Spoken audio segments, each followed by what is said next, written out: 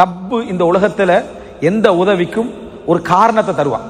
அந்த காரணம் எமது பார்வையில பலகீனமா இருக்கும், மிச்சம் வீக்கா இருக்கும், அதால ஒன்றுமே செய்யலாம இருக்கும். ஆனா அதை செய்யுங்கன்னு சொல்லுவாங்க. அந்த காரணத்தினூடாக கடலே பிளக்கு அல்லாஹ்வோட உதவி வரும். இப்ப பாருங்க, மரியம் அலைஹிஸ்ஸலாம் அல்லாஹ் தஆலா அற்புதமான அமைப்புல அந்த வயித்துல குழந்தை என்ன செய்றாங்க, சுமக்குறாங்க.